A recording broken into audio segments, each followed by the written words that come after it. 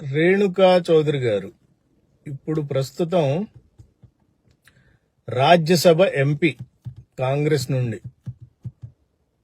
వీరిది ఖమ్మం, యాక్చువల్గా తెలంగాణ ఖమ్మం. సో ఈమెంటంటే ఈమె మొదట కార్పొరేటర్గా గెలిచి రాజకీయాల్లోకి వచ్చింది. అంటే ఇప్పుడున్న వాళ్ళకి తెలియకపోవచ్చు అని చెప్పి నేను చెప్తున్నాను. ఒక కార్పొరేటర్గా స్టార్ట్ చేసింది. స్టార్ట్ చేసి అంచెలంచెలుగా ఎదిగింది. ఎలా ఎదిగింది అనేది ఆ డీటెయిల్స్లోకి వెళ్ళను నేను. ఎదిగింది. ఎన్టీ రామారావు గారి పంచన చేరింది. అన్నగారు అనుకుంటా. అయిపోయింది, అంతా బాగుంది. పార్టీలో కూడా క్రియాశీలకంగా పనిచేస్తూ ఉంది. మంచి ఫైర్ బ్రాండ్ అనే గుర్తింపుతో ముందుకెళ్తా ఉంది.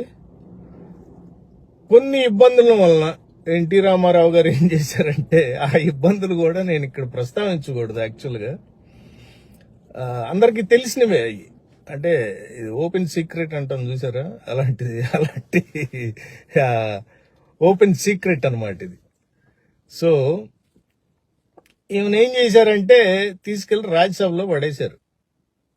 నువ్వు ఇక్కడ కష్టంలేమ్మా, మాకు ఇబ్బంది అయిపోయేటట్టుంది, నువ్వు వెళ్ళి రాజ్యసభకి వెళ్ళిపోయని చెప్పి రాజ్యసభలో పంపారు. అక్కడ కూడా మన ఇప్పుడు వచ్చిన పెంపకం ఏంటంటే ఆ పార్టీ పెంపకం అనండి, ఆమె పెరిగి వచ్చింది. ఇప్పుడు మంచి భాష, ఇంగ్లీషు, హిందీ అన్ని మాట్లాడితే మంచోళ్ళు శుద్ధపూసలని ఏమి ఉండదు కదండి.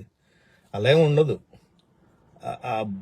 ఒక లేఖితనం అలవాటు పడిన తర్వాత ఆ లేఖితనం కంటిన్యూ అవుతానే ఉంటుంది. నువ్వు ఎక్కడికన్నా వెళ్ళు, నువ్వు కార్పొరేటర్గా ఉండు, ఎమ్మెల్యేగా ఉండు, ఎంపీగా ఉండు, చంద్రమండలంలో నిన్ను కూర్చోబెట్టి పెద్ద సింహాసనం వేసి ఎక్కడ కూర్చోబెట్టినా ఆ లేఖితనం అలాగే కంటిన్యూ అవుతానే ఉంటుంది. అర్థమైందా? సో కొన్నాళ్ళ ఎన్టీఆర్ చనిపోయే 2 ఏళ్లకు ముందు ఈమెను పార్టీ నుంచి సస్పెండ్ చేశారు. ఎందుకు చేశారు ఏంటి, పాత యూట్యూబ్ వీడియోలో ఎన్ని ఉంటాయి అవి చూసుకోండి ఒకసారి. ఇక్కడ నాకు అంత టైం వేస్ట్ చేయదలుచుకోలేదు నేను. సస్పెండ్ అయింది. సస్పెండ్ అయితే ధర్మపీఠం ఏదో ఒక ప్రోగ్రామ్ ఒకటి వచ్చేది పాతది. ఈ పాత జర్నలిస్టులంతా కొద్దిగా జర్నలిజం చేసి ఉన్న కోర్సులు చేసి బయటకు వచ్చిన వాళ్ళు అప్పుడు ఏం చేసేవాళ్ళు అంటే ఒక మొత్తం కూర్చుని ఇంటర్వ్యూలు చేసేవాళ్ళు. ఇప్పుడు ఎన్టీ రామారావుని కూడా చేస్తే అక్కడే చెప్పింది చంద్రబాబు గారి గురించి. సో అలాంటి ప్రోగ్రాంకి ఒకటి పిలిస్తే అసలు అడగటమే. ఒక జర్నలిస్ట్ ఏం అడిగాడంటే, మేడం మీరు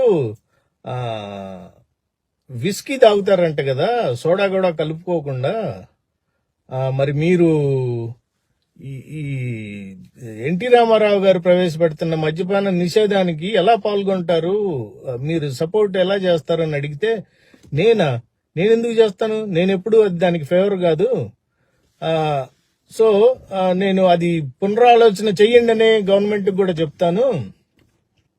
అర్థమైందా? నేను దానికి ఎప్పుడు విరోధం, నేను మందును బ్యాన్ చేయటం అనేది. ఎందుకంటే తనకు అలవాటు ఉంది, పచ్చి తాగుబోతు. Okay, that's one thing.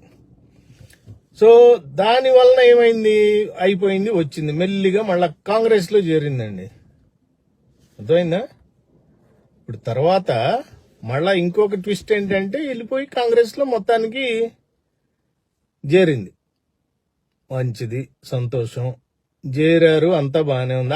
అక్కడ ఏం జరిపారు, ఏం జరపలేదు, ఏమైంది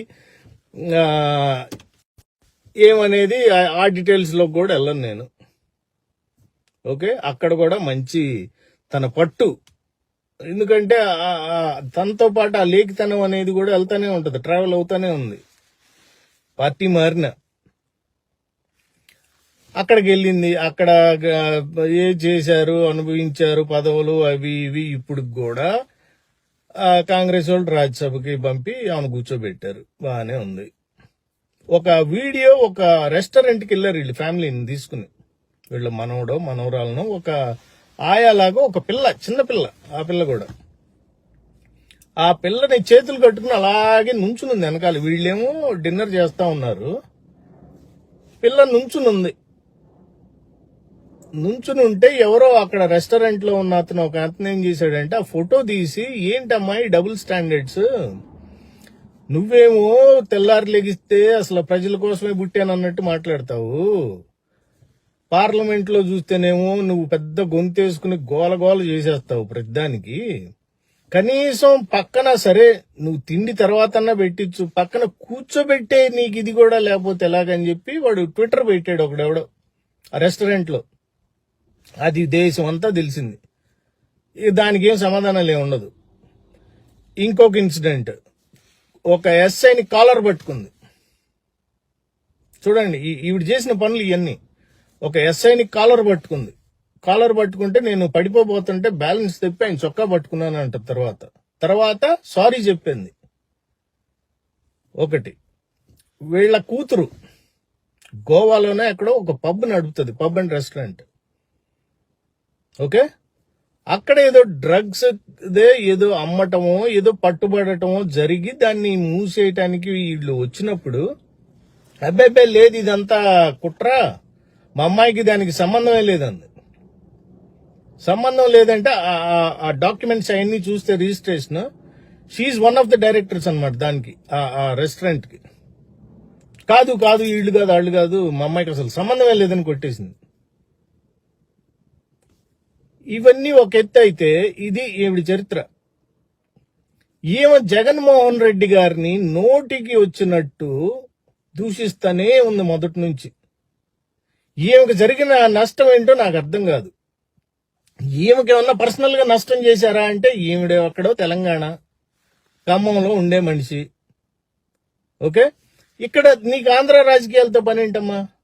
కొన్ని కాంగ్రెస్ కోసం నువ్వేమన్నా వచ్చి పాటుపడి ప్రచారం ఏమన్నా చేసావా ఇక్కడ అంటే అది లేదు.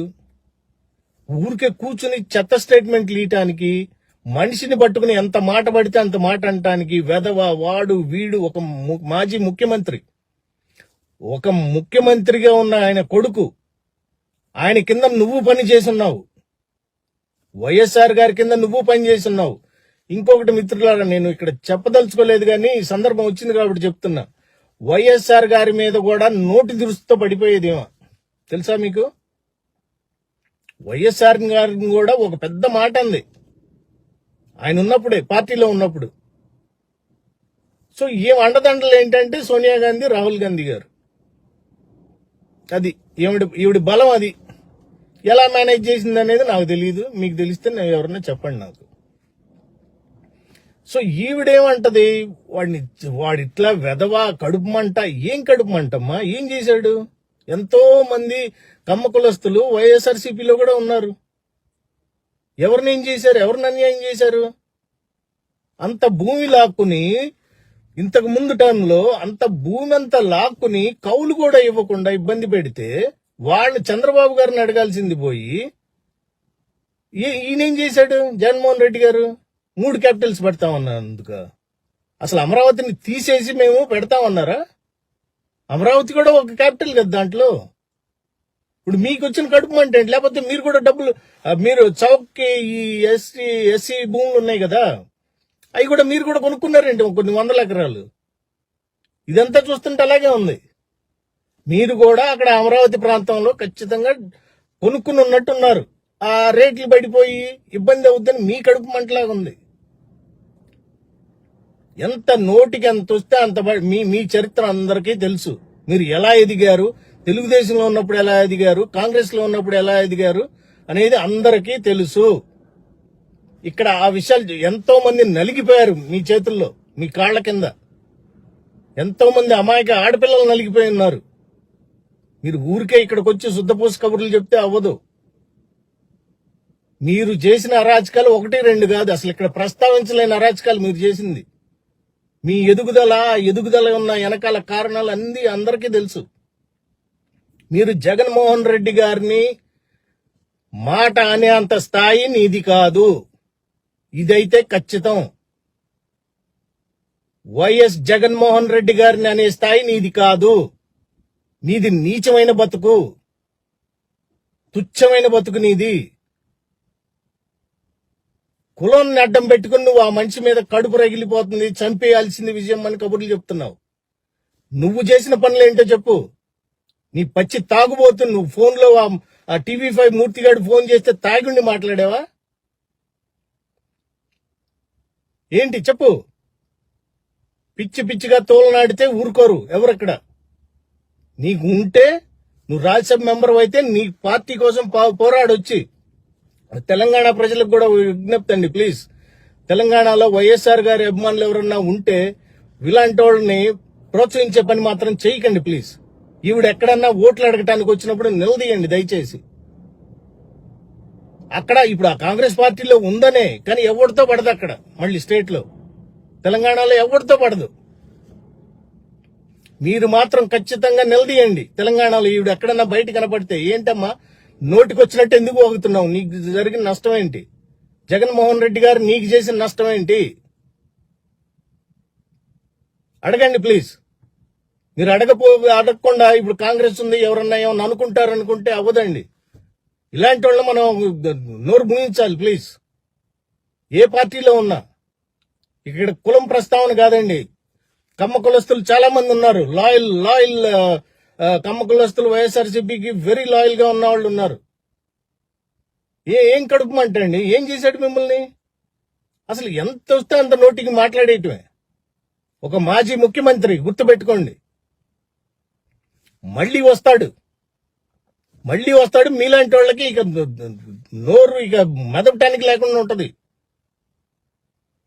మీరేదో అనుకుంటున్నారు రాజ్యసభ మెంబర్ అయితే ఎవడకు గొప్ప. నువ్వు మా రాష్ట్రం కూడా కాదు. తెలంగాణ అయితే తెలంగాణలో చక్కబెట్టుకో నీ పనులు. నీ మా రాష్ట్రంతో పని ఏంటి నీకు? పిచ్చి పిచ్చి వాగుడు కట్టిపెట్టి ఇకనన్నా. ఊరికే నోటికి ఎంత వస్తే అంత మాట్లాడితే మాకు తెలుసు. నీ చరిత్ర మొత్తం తీసి బయటేస్తాం. గిలగిల్లాడిపోతావు. 71 ఏళ్ళు నీకు. నీ చరిత్ర ఎవరికి తెలియదు అనుకోండి. నేను ముందే చెప్పాను, నేను ఓపెన్ సీక్రెట్. నీ చరిత్ర అందరికీ తెలుసు. సో ఇకనన్నా నీ వయసుకు తగ్గట్టు బిహేవ్ చేయమని నిన్ను అడగటం జరుగుతుంది. నిన్ను సంబోధన కూడా ఎందుకంటే నీకు అసలు గౌరవం ఇవ్వాల్సిన పని కూడా లేదు.